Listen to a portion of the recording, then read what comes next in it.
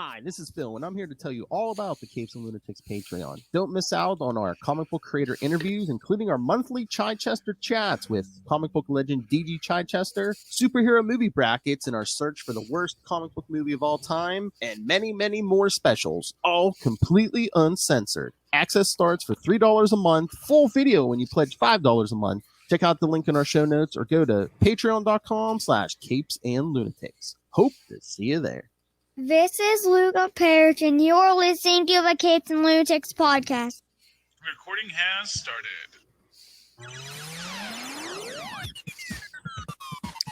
In a world of capes and lunatics, gods and monsters, there are those who try to connect all that is. They are superconnectors. And this was Superconnectivity. Hello, my friends and neighbors. This is I, Charlie, the Professor Esser.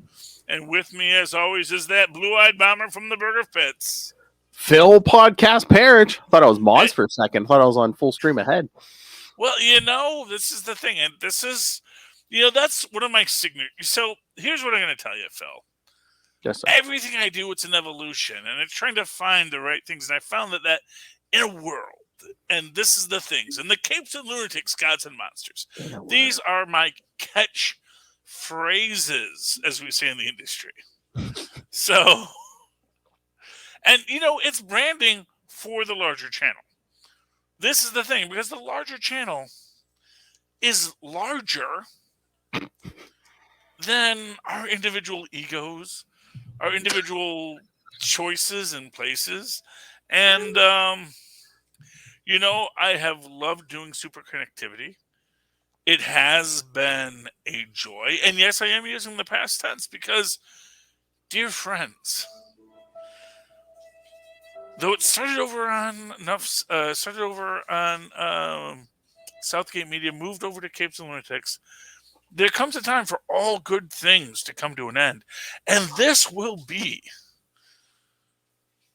tentatively, the last episode of Superconnectivity. Oh, maybe we'll have a reunion sometime down the road, or we'll come back for a special thing. Specials, yes.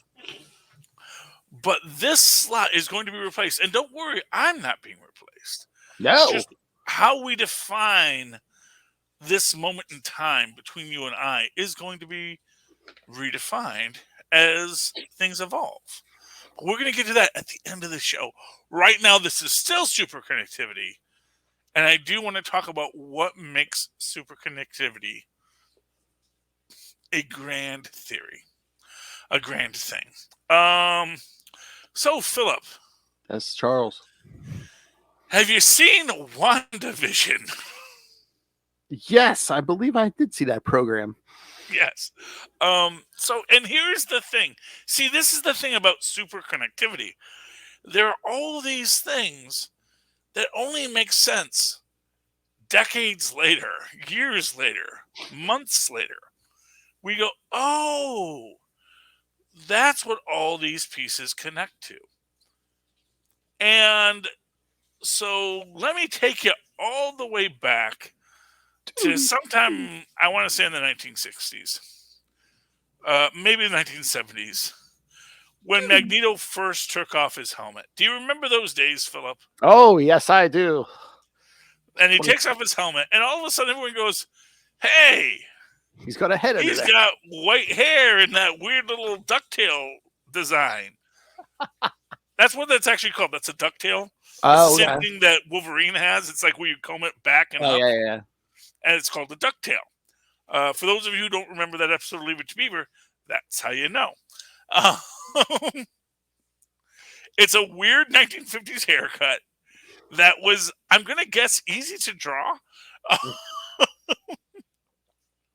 among men's haircut, and also a haircut that looked different than just standard, hey, how you doing kind of haircuts. It was a, and I guess specifically it was a white man's haircut that looked interesting outside of anything else. So that's that. It was that, and then you had the Osborne waves.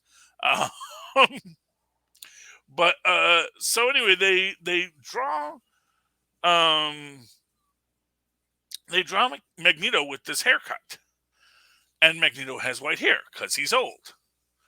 Then other people say, well, wait, Pietro has white hair, and he also has that relatively similar haircut. Is Magneto Quicksilver's father? And to be clear, at no point did anyone at Marvel ever think, and really, Magneto is Quicksilver and Wanda's father. No one ever thought that. I mean, that's the thing. I don't think Stan Lee thought it at that point. Well, but the thing is that a lot of fans thought it at that point. And once the fans start saying, oh, this is this and that's that, and these are the other two things, and this is how it all fits together, this is how the super connections occur. And eventually Marvel said, you know, what the heck? And so and even though they had originally rewrote a story to say that wasn't the fact, when they said, no, actually the Wizard had the same haircut. First off, the Wizard had the same haircut. Yes. And actually, the Wizard was dating Ms. America, and that there was more of a parallel between the Wizard and Ms. America and Wanda and Pietro's powers.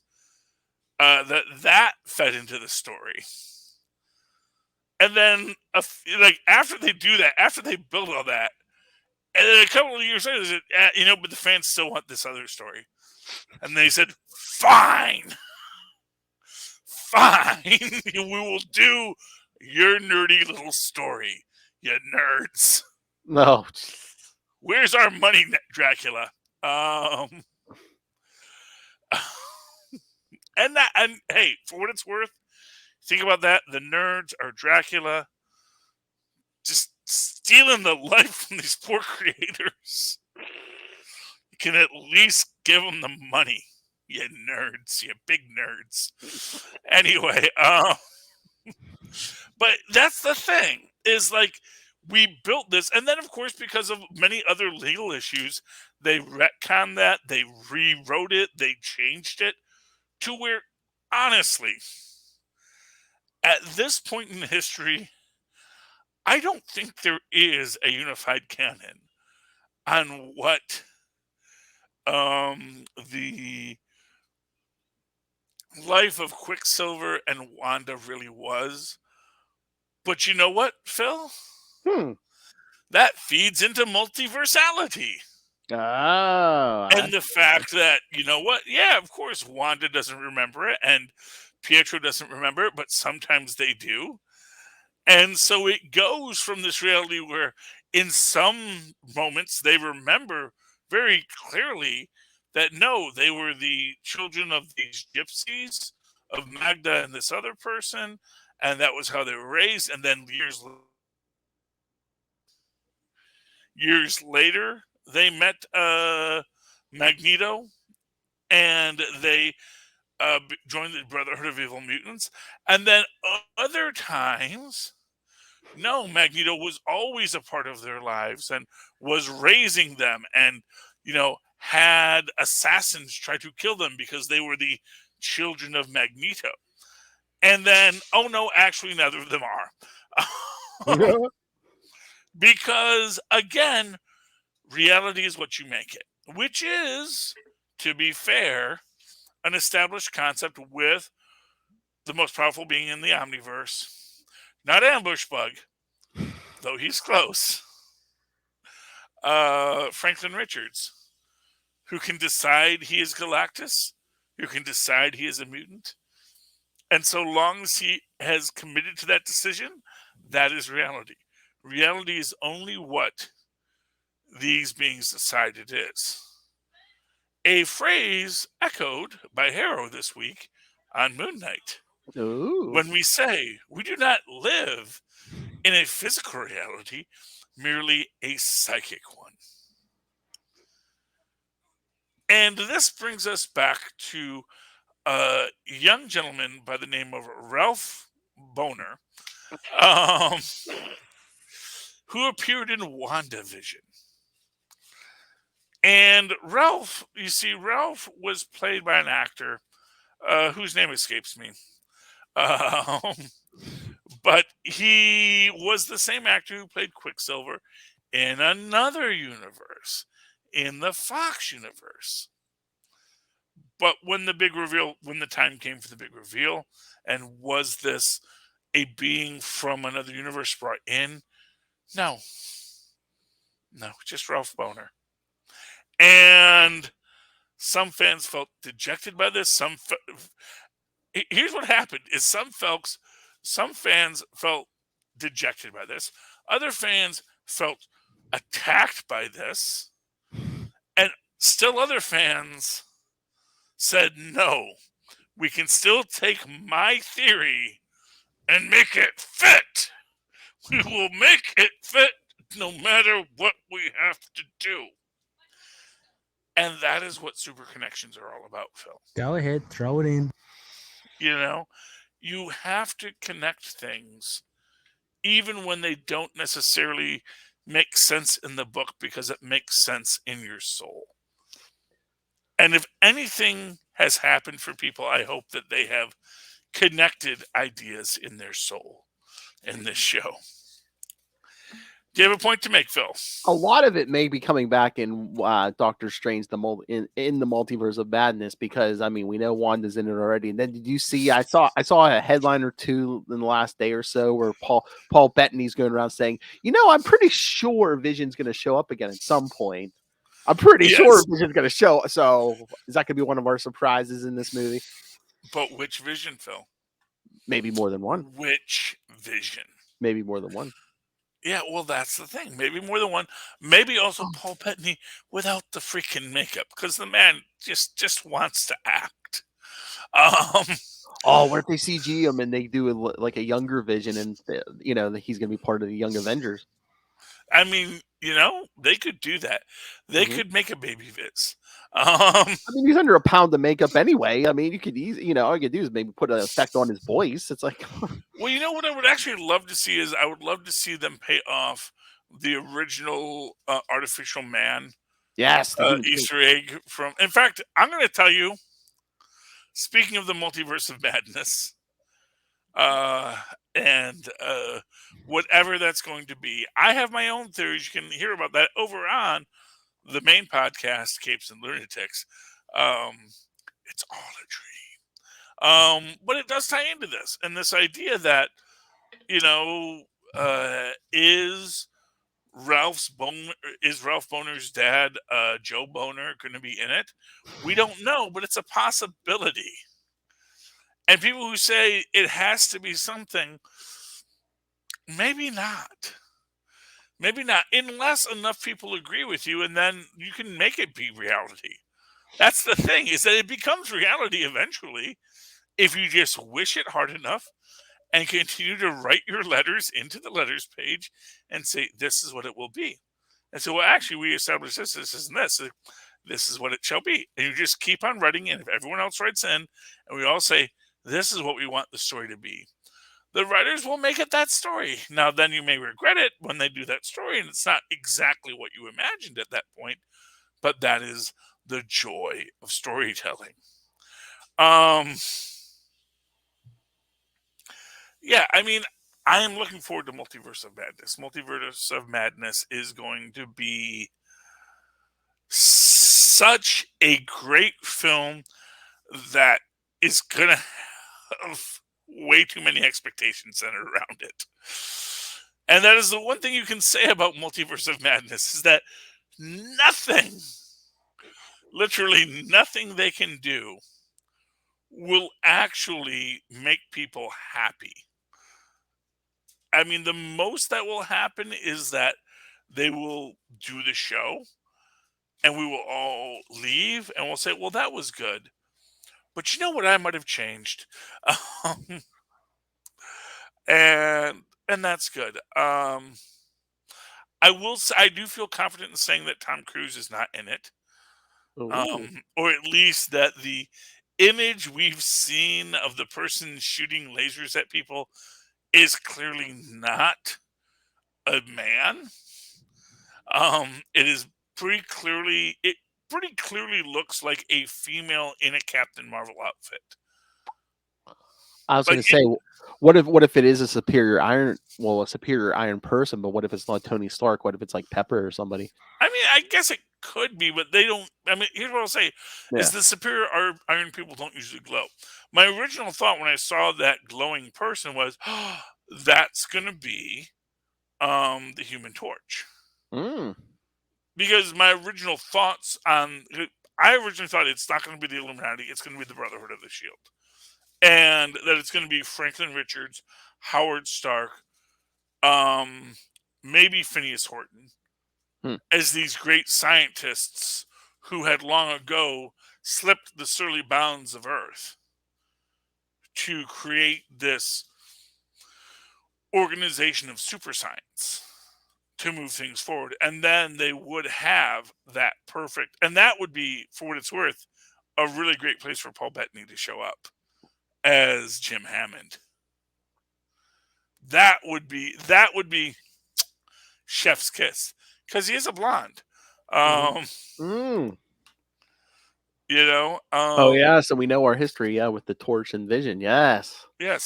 And you know what's interesting is actually I think that the actor who played Jarvis is said that he is being asked to do more stuff. Oh. So there's stuff that's in the works, which is again the whole thing about super connections. Oh, it'd be great. The actor who plays Jarvis, if they have him kind of play like the Bucky sidekick role to Captain Carter. That would be fun. I do want to get more Captain Carter. Captain Carter is honestly, although. Here's my biggest complaint about Captain Carter is they did an Exiles Captain America who was Peggy Carter. And then they did the What If Captain Carter. But, and this is again where it gets weird, is that the Exiles Captain Carter, or Captain America, who is Peggy Carter, had Rebecca Barnes as her sidekick, who then it later is revealed is actually the original Rebecca Barnes from the Heroes Reborn universe. And this is the stuff I love because it's like, and the thing is that it's the kind of stuff that it's almost impossible to later explain. There's no way we're going to make this, like, we can't, this is not an editor's box. This is like, please read the last 50 years of Marvel Comics, and you might know what's going on. But you don't need to. You just know that this is Rebecca Barnes. She is Nomad, or possibly Bucky, and she is here to kick butt and take names. And she's worked with Captain America. She's worked with all these people. And she was created by Franklin Richards because he is just that powerful. Oh yeah, that whole universe. Franklin Richards. Well, he built a universe. He built a universe as a kid. Oh, yeah. It wasn't a perfect universe, but hey, how good was the first universe you built, Phil? No, it's like, oh, that universe is so poorly constructed. I can just see all the 8 billion-year-old Skyfathers say, when I built my universe, I made sure we had consistent laws of physics. That's what they should do the next time. If someone has a Marvel story where someone runs into God should look like Stan Lee. Yeah, they've done that. Although often they usually have it be Jack Kirby. No, I know. Well, everyone. Here's the thing. Stan Lee got the money. The least you can do is give Kirby the credits. True. You can give Kirby the cameos because Stan Lee got the money. So it's like, what? Fair enough. And for what it is, for what their splitting of work was, it was Kirby drew the pictures and Stan Lee wrote the words, arguably. Well, Stan Lee definitely wrote the words, and like how much of the story was Stan's and how much was Jack's was probably a little back and forth. Yeah. And probably, way more Kirby than Stan, but, at the same time, Stan starts the story. Stan says once upon a time. And where it goes after that, well, it's back and forth and do this, do that. And then it's like, then they get into fights because, like, Kirby drew a page and Stan is like, that's not what I want to tell the story. I'm going to write in dialogue that makes no sense in your pictures because I told you what to drew and you drew something different. But you know what? I'm still going to write what they said. So, for whatever it's worth, that is the disconnect in early Marvel and the early Marvel method, which was mostly just Stan Lee trying to figure out a way to write 20 books at once. And realizing that, these artists are pretty good storytellers. I'll let them do what they need to, and I will just give them some words when they need them. I'll toss out some ideas, and we'll see where it goes. And that's brilliant in its own way. But, it's conflict. It's conflict because that's what storytelling is conflict. All right, Philip. Yeah. Anyway, so my main point was in all of this that when they cast Evan Peters as, that's his name, right? Evan Peters? Yes, I believe so, yes. Yeah, Evan Peters as Quicksilver. There wasn't an intention behind it. Beyond just the idea of maybe giving you something to think about and giving you something to go, what the heck? And then, as we discuss it, they listen to our discussions. They go, oh, that's not a bad idea. Oh, that's a good idea. Oh, that's also a good idea. Like when they wrote it, their intention was to do Ralph Bohner. Their intention was to tell that story. Yes. But the fact of the matter is what stories you tell after that, that's up to everyone. That's up to them and that's up to us. And quite frankly, they could revisit Ralph Bohner later. And they could even bring Kraven the Hunter back to go run real fast. Because as it turns out, we may never see Kraven the Hunter. Thankfully, hopefully, prayerfully, he's a bad villain. Do not make a Kraven the Hunter film. You will regret it. You think you regret Morbius? Oh, Kraven is even more two-dimensional than Morbius. Kraven's a bad character. All right, Philip. Did you read Captain America 0? Of course I did. I told you I am so ready for both these books. So I'm ready for both these books too. Here's the thing that kind of bugs me. yes, It's a minor. Okay, so this is this question about whose shield is whose, because we see Falcon using the blue circle shield, yes, which is Cap's original coloring on his shield, yes. but with a new star format. But when we first see it,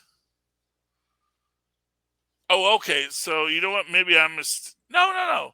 On When the we on the first first see it, on like the very beginning of the issue, I think they kind of swapped, but it's like I think the one yeah. with the But blue we one, see that Cap has the blue circle shield, and says, yeah, it's been around, but I like it, and who doesn't love a classic? yeah, I think it was just it's like it doesn't matter. They're both Captain America, but yeah, I think for the most part, yeah, the newer one is Sam's. Yeah, and I like that, and I like that they brought back the blue outer ring. Because that is the original design of Cap's original one, but they added sort of a kind of a winged Air Force design to the star. Yes. Which also, fun fact, makes it a 6-pointed star because you actually have that 6th In the middle, yeah. Yeah, a little minor point. So it's neat. I like it. I like it on a lot of levels. The only thing I really did not like was the Arnim Zola plot. You monologuing the whole time. Oh gosh! So a few years ago, they had a character named the Green Skull. Oh no, sorry, the Green Skull. Do you remember the Green Skull, Philip?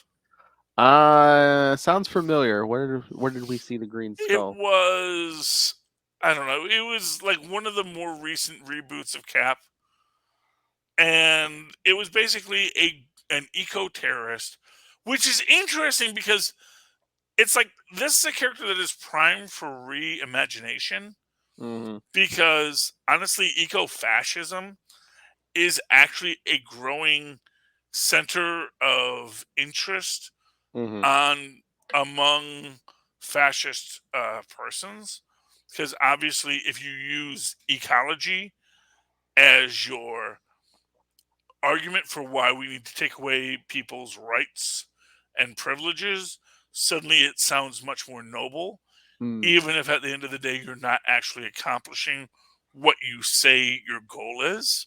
Mm-hmm. So it's interesting in that sense that kind of predates it and kind of comes off as these people. And it's sort of funny because when you think about like fiction and reality, eco-terrorism was petty vandalism like 20 years ago, like people burning down condos and Yeah. nonsense that it was frustrating for a developer but minor, and then you escalate it to an Osama bin Laden level. We're going to destroy New York City and replace it with plants and retake this area for greenery because that's the only way to return Earth to its natural balance.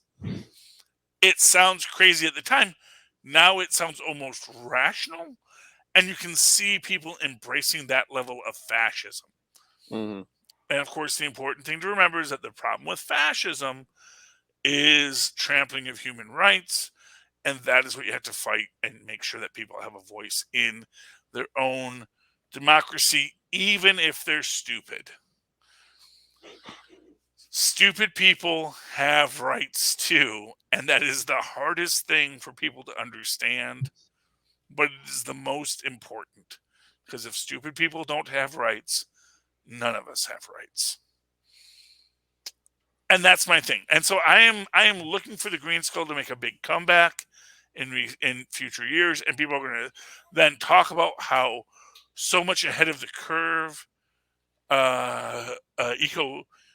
Marvel was with conceiving of this idea that eco-fascism would be a problem, but really it was probably just somebody who didn't like who was looking for a new take on it and said, hey, you know what, this is a way you could do fascism, but like with the kids who like the green things, make it go. And so if you ever read that issue with the Green Skull, I have to look at what the first appearance of the Green Skull is. It's very much like this, where he's just monologuing and Cap is beating him up and saying, you know, I think that was that Bucky's first outing as Captain America? I think that might have been Bucky's first outing as Captain America. He fought the Green Skull. Let me see. I'm looking it up now. Yeah, that's hitting me now. Captain America, Volume 7, Number 1, November 2012. Okay, who was the Cap in that? Do you see? Let's see. Let me open this up here. I'm pretty sure it's no, it was Steve. I think it was like right before that Dimension Z stuff. Okay. So yeah, but so it is what it is, and it was. But again, it's just this super villain who's just going to monologue about you can't win, you and your outdated ideas of humanity and love and friendship is magic. They even made Zola's rocket purple and green. Do you know how much it costs to paint the entire rocket purple and green? He's a mad scientist. He doesn't care for money. But he's got to do it. But I have to do it with a flare. And now we're going to land on the shield, both of us, in the water. Because I guess. Well, you know what? Steve's pulled that trick before. I can't remember if Sam has. Yeah. No. He first did that in. Back in the 80s. Back in the 80s, because it was just before. It was just before. What's his name? John Walker took over. Yeah, and because it's like the vibranium in that shield can like absorb the impact and stuff. Yeah, Yeah. So that was good. well, that's the other thing. We don't hear where Stam's shield's from, but I'm assuming that's Wakandan vibranium. Yeah, and there is a bunch of stuff here in Harlem where there is, this guy who's talking about you would have made a great Wakandan, perhaps a better leader than my brother. But that looks like a white guy. You know? I don't know. Maybe I don't know, man. I need to catch up on Black Panther. I haven't been reading the current. Maybe there's stuff going on in the Black Panther. Oh, there's all sorts of stuff going on in Black Panther, as I understand it. And again, I'm not reading it either, but apparently people within his country have been like, dude, you built an entire empire in space, and you think this is not something we should all discuss? Because again, this is the problem with royalty. Well, that's the problem. It seems like, I think in like some of the recent comics. I mean, I know you need drama and stuff in comics, but I think it's like Black Panther used to be just very capable. Now it seems like they're trying to make him more arrogant, almost like a Batman. Oh, I was actually going to say a Doctor Doom. Oh, okay. That's the problem with again, royalty. See, this is the grand unified theory of Marvel Comics. Whenever there's one person that you don't question, that person invariably does bad. Unless it's Steve Rogers, unless he's been taken over by Hydra. This is the thing. It's like there's one guy you can trust, and that's Steve Rogers, unless there's been Cosmic Cube shenanigans. And then don't trust him. Well, I mean, yeah, because he's kind of the opposite of those guys like Batman and Black Panther, who grew up with money. Steve Rogers grew up in the Depression. He grew up with nothing, so he knows. Well, and more than anything else, he doesn't want to be in charge. He's in charge a lot of time, but he don't. He's just like, yeah, it's okay. Like, okay, I'll tell you what to do. It's like, this is my idea. Mm-hmm. And the fact of the matter is, and for what it's worth, I guess that's how guys like Dr. Druid wind up taking over the Avengers. Well, Cap wasn't there at the moment, but yeah. Well, yeah, but the idea is that if someone just I think we should do this, and it's like, if you're a good leader, it's like, okay, well, let's discuss it, and let's, obviously Carol Danvers isn't going to stand for this, but that, wasn't Carol Danvers in charge, because Carol Danvers as much of a fascist as Nick Fury, which is, of course, the central problem with all superhero stories is superheroes are in their own way fascistic,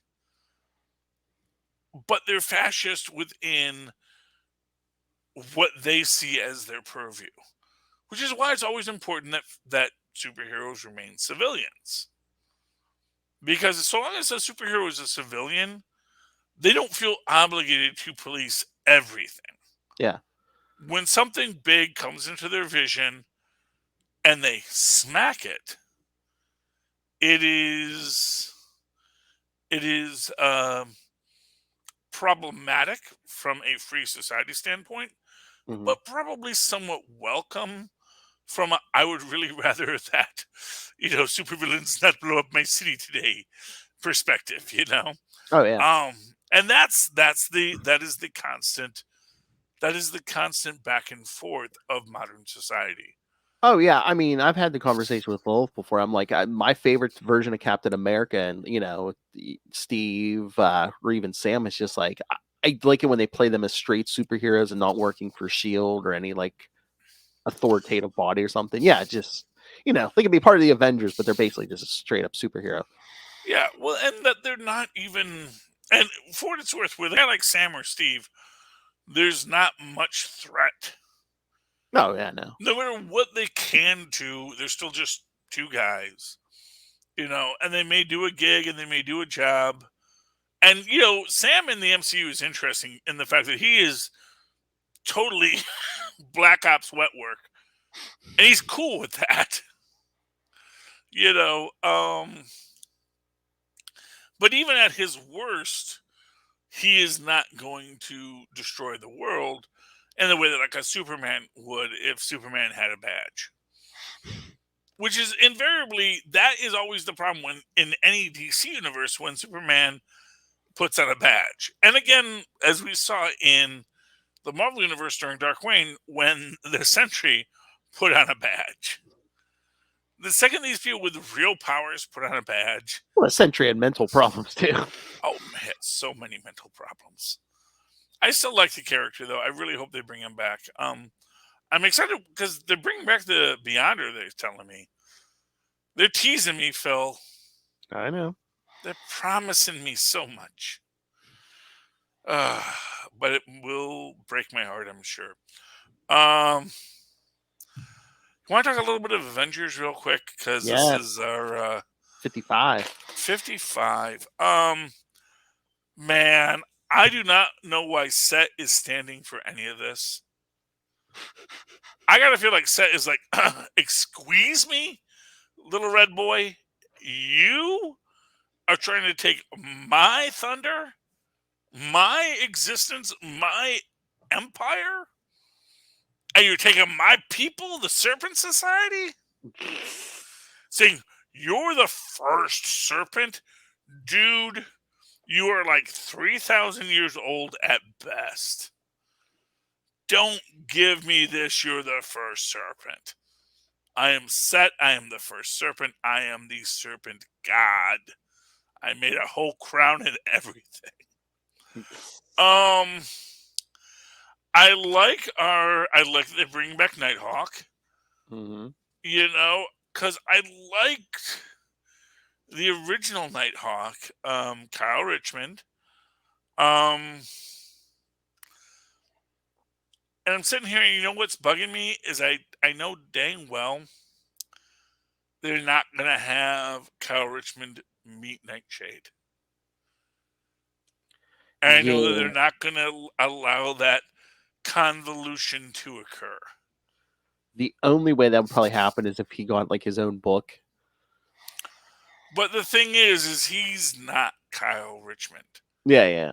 But here's the thing. I think Nightshade, who is currently wearing last seen in the real Nighthawk's costume, I can see her being up to here with some namby-pamby clone saying he's freaking Kyle Richmond.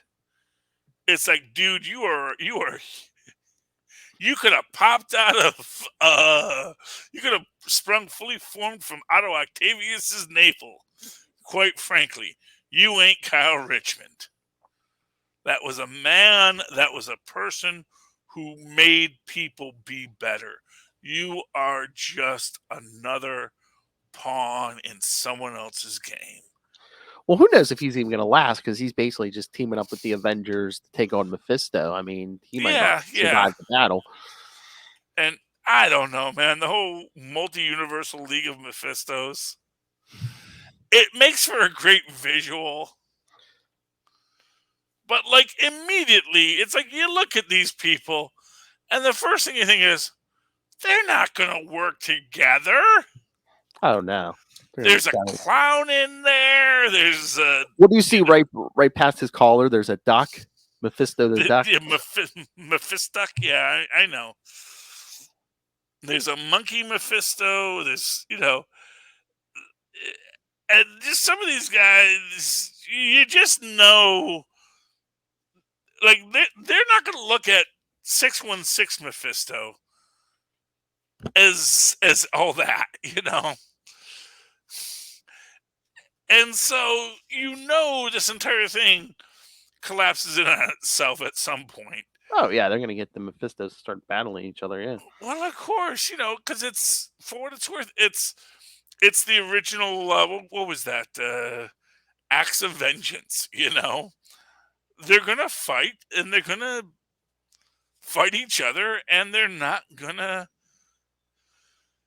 be into it. And then they do the whole voting on the Avengers. Should we allow Nighthawk to be a member of the team? A little sad no one actually got the actual 616 Kyle Richmond in on this conversation. Is he still alive?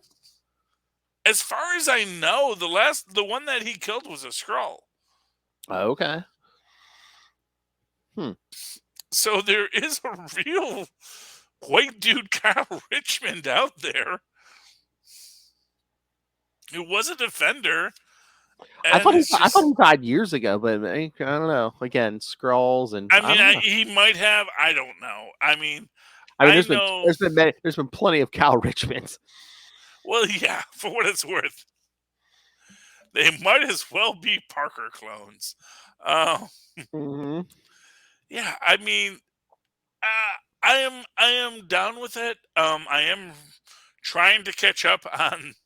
Those are big books. That Avengers Forever. You know, there's a lot of them. I have to catch up on those, and I know that those are their own little universes. But I'm hoping, I mean, I have faith in the concept. The concept strikes me as cool. Multiversal Avengers and all this stuff. But I don't know, multiversal Mephistos. It seems less practical because what is their whole goal? What is the end goal of each Mephisto? And that's also one of these weird aspects. If you're an abstract concept, and you achieve your goal, what is your purpose? It's like, has any Mephisto ever thought of the boredom of torturing everyone forever? Like, if you ever actually win, what is the value of it? It's the classic, a nice place to visit, And again, PIP, whatever you want, you have it. Say you achieve your goals, then what are you going to do? You got a bunch of Mephistos who are going to be like, well, I should be in charge. Well, no, I should be in charge. I mean, I guess that's maybe their dream. Yeah. Is they could just fight all the other Mephistos forever. But if you fight all the other Mephistos forever, obviously, eventually, you're all going to lose. Because there will come a day. Phil, there will come a day. Yes. When threats that cannot be faced by one hero alone must be faced. And in that time will rise a team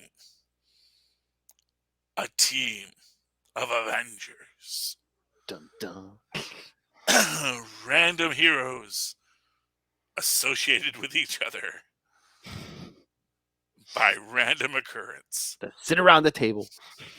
Who will fight something? They will punch a thing. Because they're all there and they're like, well, we can punch things. Punch. And they will punch. Think about that. How did the Avengers start? Because one of our buddies' brothers got out of hand. Well, and to be fair, they didn't even know Thor then. I know. That's the real thing. It's like, what was Loki even trying to do? And like, Loki's entire purpose was to, because Loki's idea was he wanted to get Thor and the Hulk to fight. And of course, I think that was just Stan looking for sales.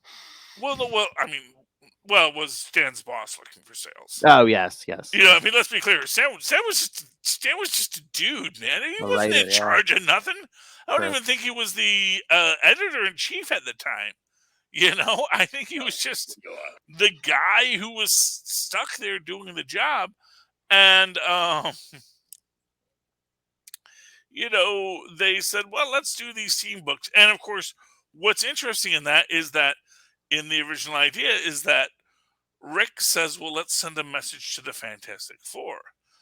And Loki says, I won't send it to the Fantastic Four. I'll disrupt it. But I'll wind it going up to all these other superheroes for reasons. Because I want it to get to Thor.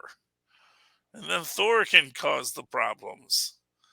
But, of course, when it's all manufactured, it's assuming that Thor will be won't think to say, what happened now? What occurred? And then Loki will gloat because he's Loki, and then it all falls apart because Loki really didn't plan ahead. But that's Avengers, and that's what we will be talking about next week on Avengers Declassified. Next week and every week going forward. Yes. I don't think we'll do legacy numbering. I don't know. I know. Well, it's like we can do legacy numbering.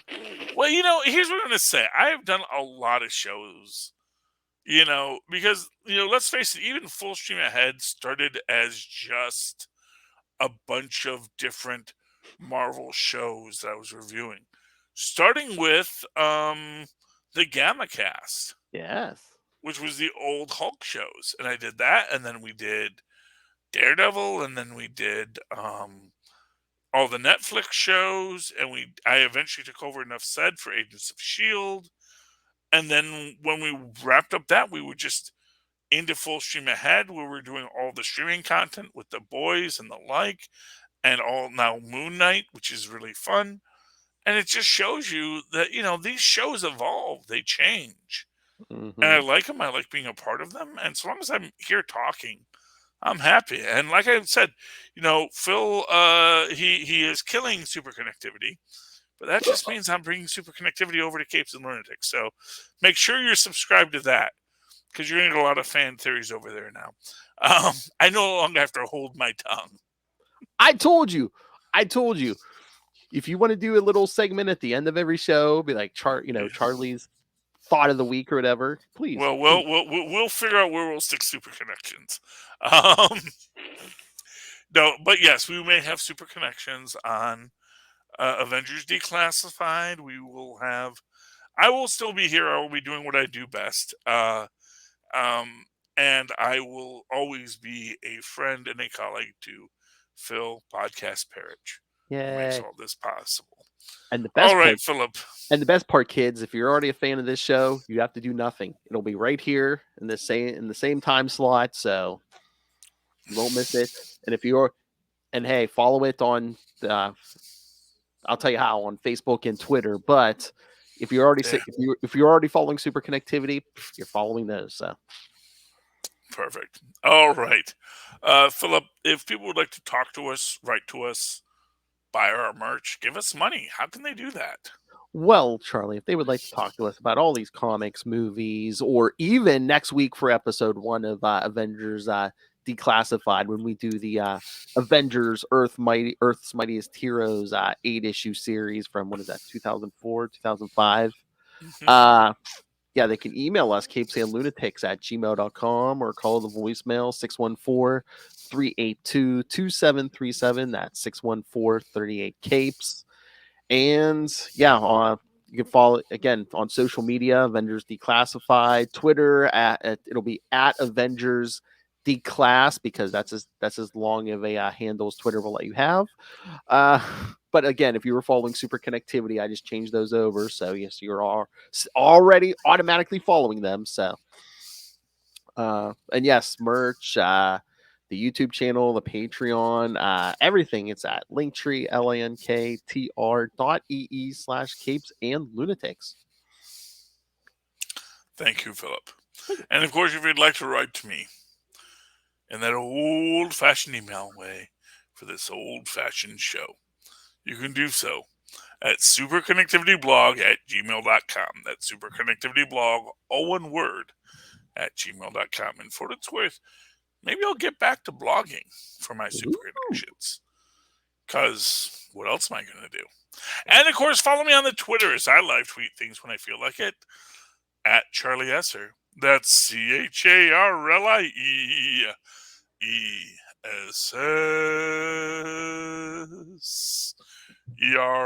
Look for the 2 E's in the middle. For quality. Bing! Thank you, Maz. All right, ladies and gentlemen, you have super connected with us for the last time. Tune in next week as we declassify the Avengers.